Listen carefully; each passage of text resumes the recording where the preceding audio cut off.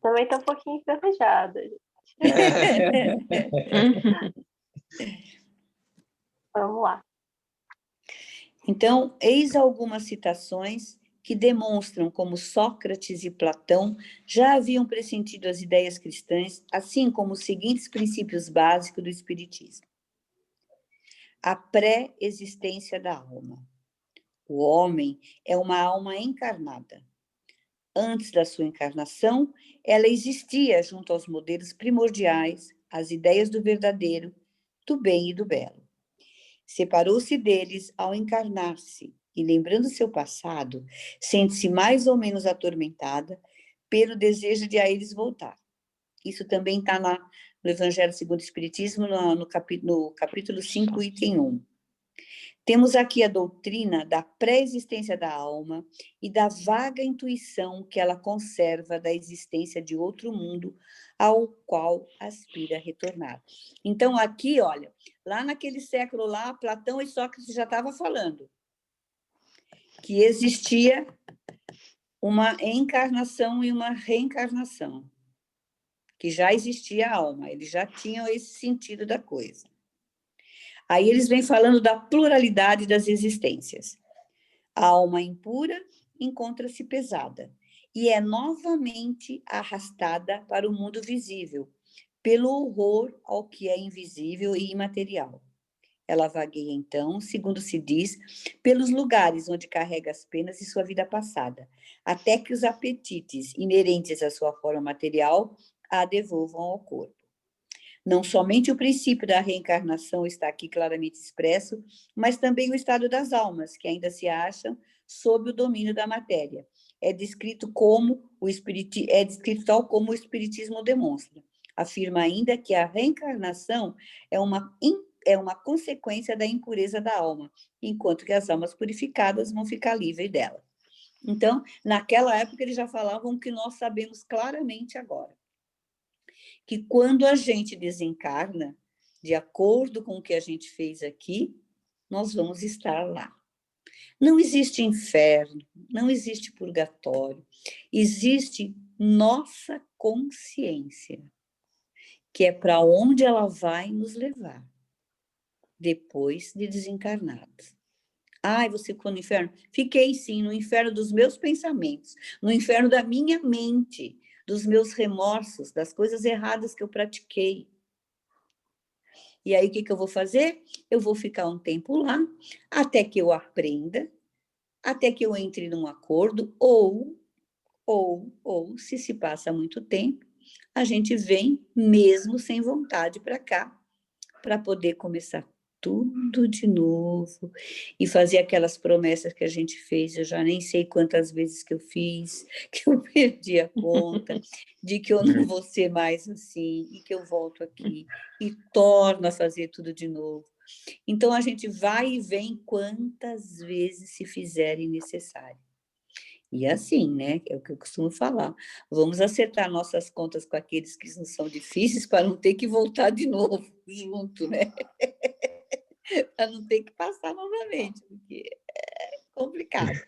Então, eles já falavam tudo isso, né? A pluralidade das existências, que nós temos, então, várias existências, não temos só uma, até que nós vamos nos tornar espíritos elevados, espíritos do bem, e que nem assim vamos ficar parados, para se chegar a graus de espírito que mais para frente a gente vai ver. Então, a gente pode, para o espírito não reencarnar mais, ele tem que estar muito puro, tal, e mesmo assim, há os espíritos superiores que retornam aqui em missão especial, porque eles pedem e eles querem para salvar alguém. É que costuma falar a Márcia, ela não está aqui hoje, mas ela fala assim, meu Deus do céu, não adianta nada, eu vou estar bem, vou ver alguém que eu gosto que não está bem, vou ter que voltar de novo e começar tudo de novo.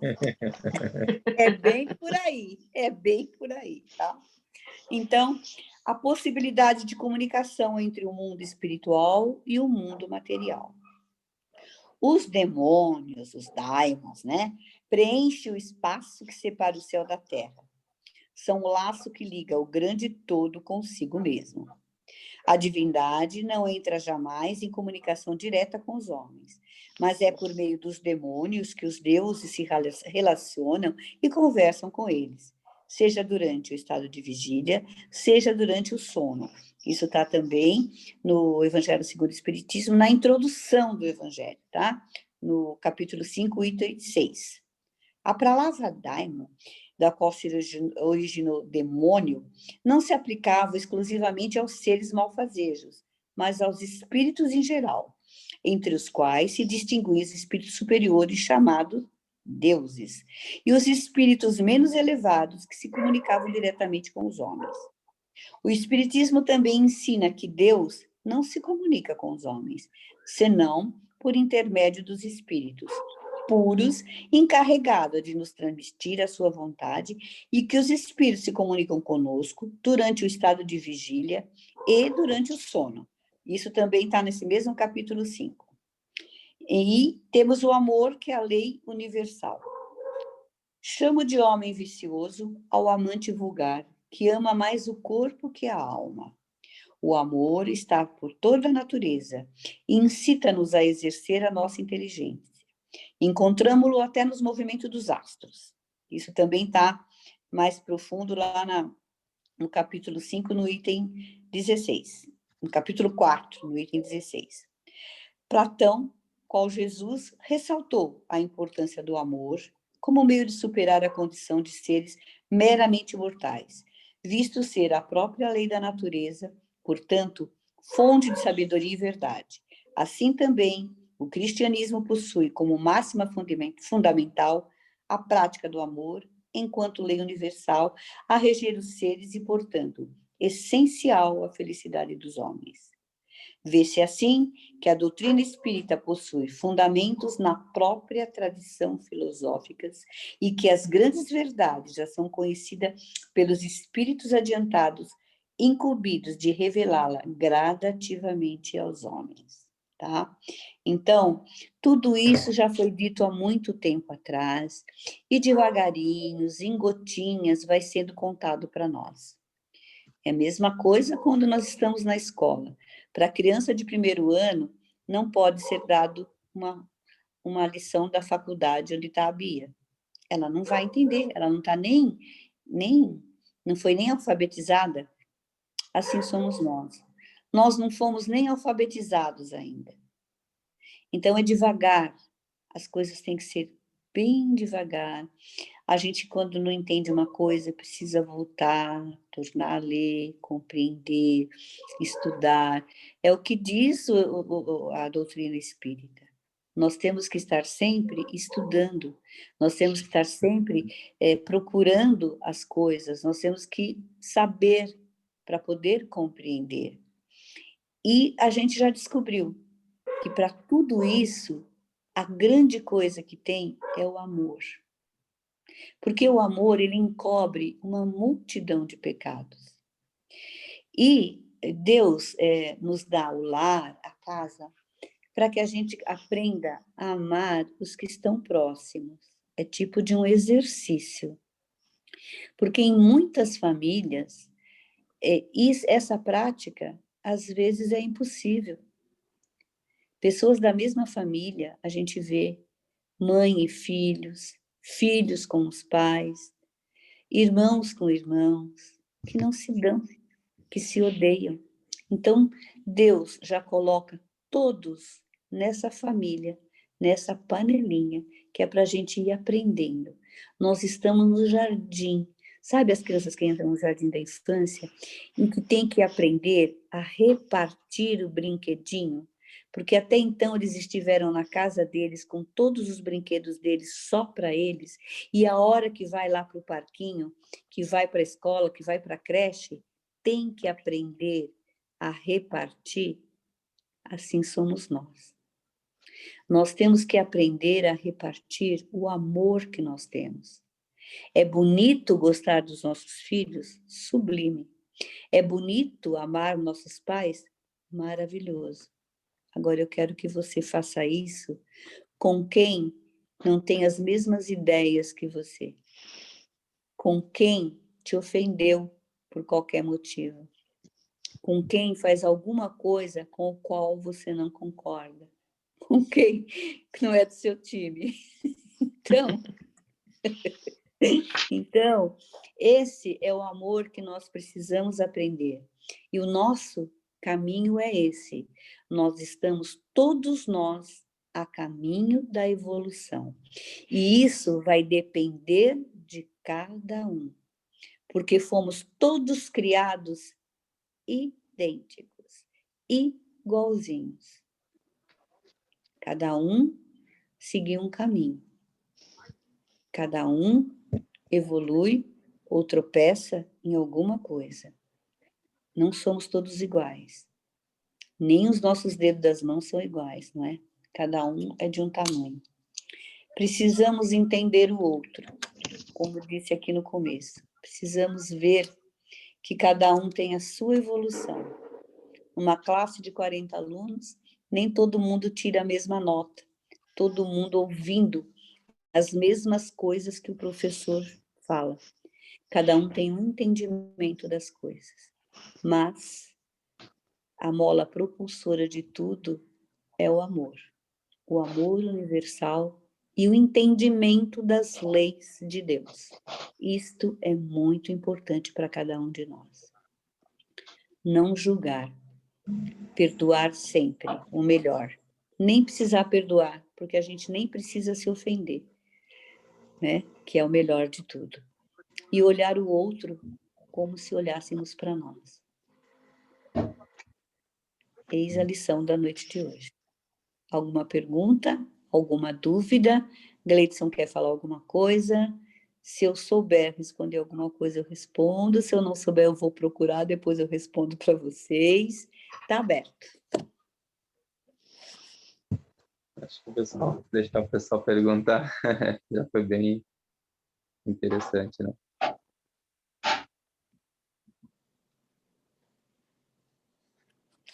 Bom, ou foi muito difícil ou foi muito fácil.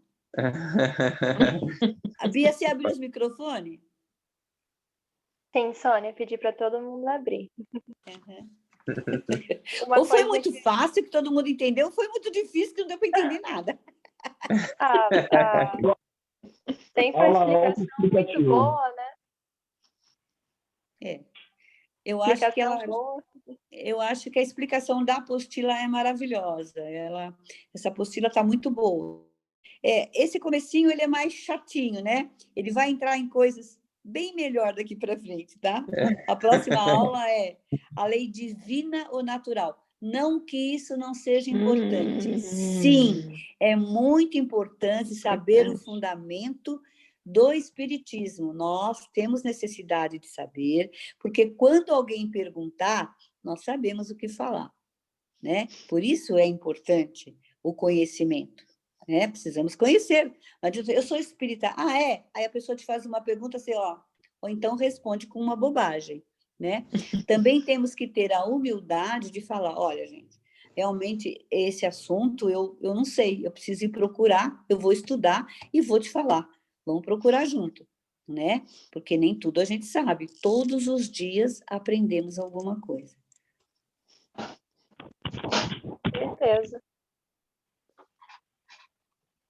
Então, Sônia, enquanto estava falando, eu lembrei um pedaço da palestra do Divaldo, que ele estava falando sobre, da gente falar, às vezes a gente pode pensar, nessa vida eu não vou conseguir perdoar fulano, vai ficar para outra, não dá. Sim. Gente, não é tão fácil assim encarnar, né? Tem fila demais. Pode Sim. ser que você demore muito para conseguir encarnar, e você não vai encarnar numa situação boa como você está agora, talvez. Você está confortável aí na sua casa, sua vida pode estar cheia de problemas, mas mesmo assim você ainda está confortável. Exatamente. Então, a gente valorizar muito o momento que a gente tem aqui. Eu estava conversando com a minha mãe. A gente tem certeza que a gente vai morrer, mas a gente nem tem certeza que a gente vai encarnar de novo. Porque as coisas são diferentes. A fila está grande, né? Vai encarnar. Eu acho que a fila de lá está pior do que para a vacina do lado de cá. Imagina! É para a gente treinar a paciência que nós temos que ter, inclusive no plano espiritual, que a gente está passando hoje em dia, né? Sim, porque nós não vamos ficar lá tocando arpinha, né? Nem harpa eu sei tocar. Mas pode fazer um curso e aprender, mas não vamos. Ai.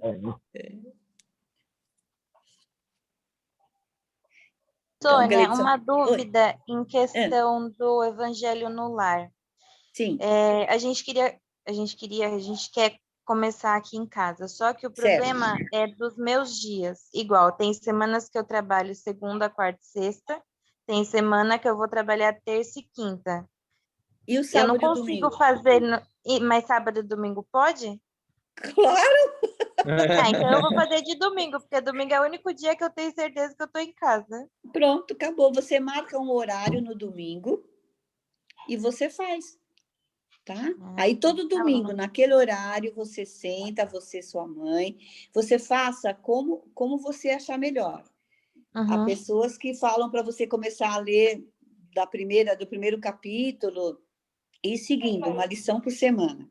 Outros que você abre ao acaso. Tanto faz, é como você quiser. Coloca um copo de água para cada uma, faz uma prece inicial, abre o Evangelho. Você pode até ler antes do Evangelho uma mensagem, né?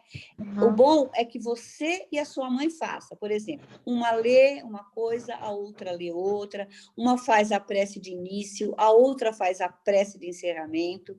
Então, inicia-se com uma prece, abre-se o Evangelho, lê o Evangelho, lê um pedaço, até um tópico que dá para se entender. Se quiser, pode até comentar sobre o Evangelho, uma com a outra, o que entendeu, porque às vezes as pessoas, uma entende uma coisa e o outro entende outra na mesma leitura.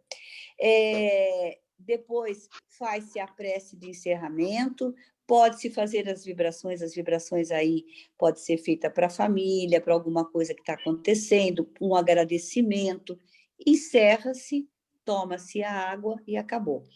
Então, deixar muito claro que nesse Evangelho do Lar, nunca, jamais se faz, tipo, querer receber um espírito em casa ou querer se concentrar, quem tem mediunidade. Isso nunca pode ser feito dentro da nossa casa, tá? Tá. Para isso existem os grupos espíritas, em casa, nunca, tá? Entendeu? Tá. Se você tiver alguma dúvida, você me fala, eu passo para você dentro do seu particular, eu tenho um livrinho, uma coisinha que ensina direitinho como fazer, tá bom? Tá bom. Mas não deixa de fazer. Nós fazemos há 30 e poucos anos Evangelho em casa. A gente fazia na época do meu avô, aí depois paramos, aí tentamos voltar, acabou não voltando mais. Não voltando, mas começa de novo. Eu não lembro agora, mas a gente tem até um livro, eu não lembro se é 1000, o dia que a gente fez 1000 evangelhos em casa, a gente fez uma festa. Vieram todos e a gente fez uma festa muito grande, tá? Da importância do evangelho em casa. Eu tenho um livro grande, onde eu marco quem fez. Então, eu tenho das crianças desde que eles eram solteiros, né? Até a gente dar risada, porque na época vinham uns namorados que não casaram, né? E o nome da pessoa tá lá, de quem fez o evangelho, entendeu? Tá ali direitinho. Todas as coisas. É bem grande. É bem legal. Eu vou pegar correndo o livro enquanto vocês ficam aí para me mostrar em que evangelho eu estou. Peraí.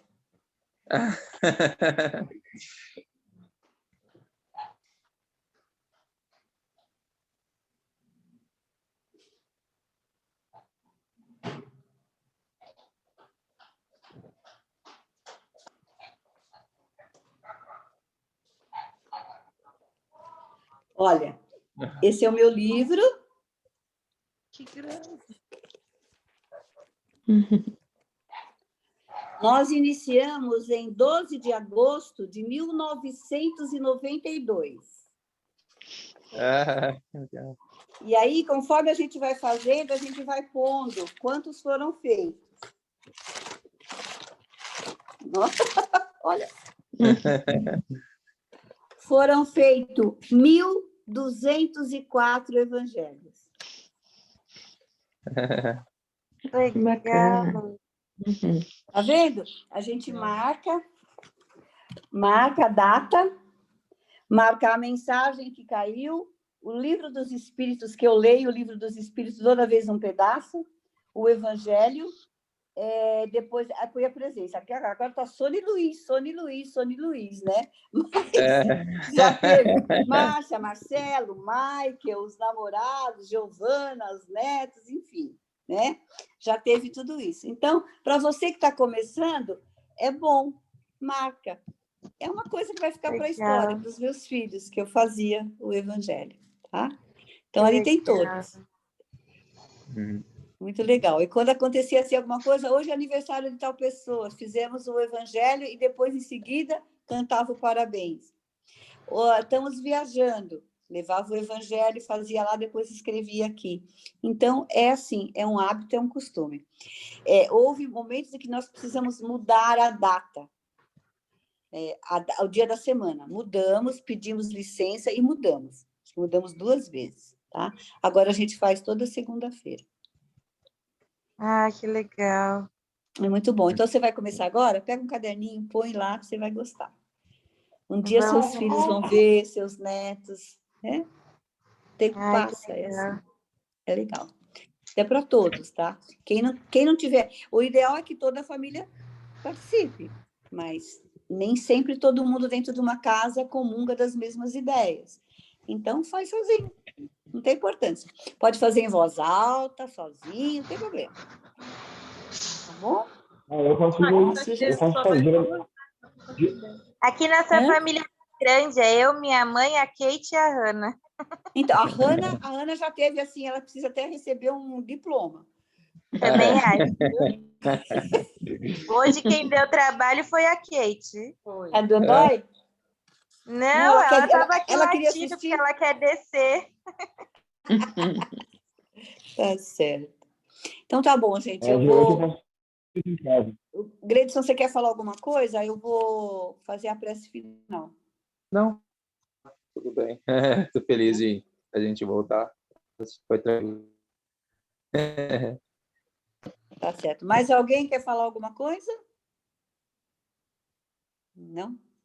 Eu vou fazer uma prece que quem escreveu essa prece é o De Luca.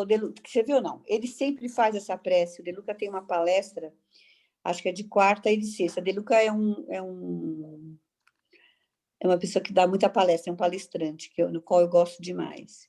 E ele faz essa prece, eu gosto muito, eu arrumei ela aqui para falar para vocês. Vamos agora, então, nos acalmando. Primeiramente, agradecendo a Deus a volta de todos nós, por estarmos todos bem, todos com saúde, todos unidos numa amizade, todos reunidos para falar das lições que Jesus nos trouxe, para que a gente possa evoluir cada dia mais. A prece é: acalma minha alma, Senhor. Acalma minha alma, Senhor, que se confrange em pesares ante os problemas mal resolvidos ou sem solução. Acalma minha alma, Senhor, quando a madrugada chega e o sono custa vir para o reclamado repouso do corpo, cansado da luta diária. Acalma minha alma, Senhor, e toma minha vida em tuas mãos. Conduza-me para que eu nunca me perca nos caminhos tortuosos do desespero e da angústia que insistentes batem à porta dos meus pensamentos e do meu coração. Acalma minha alma, Senhor, equilibra minhas energias e fortalece meu espírito. E assim, somente assim, com teu amor, alicerçando minha vida, é que poderei vencer, hoje e sempre. Amém.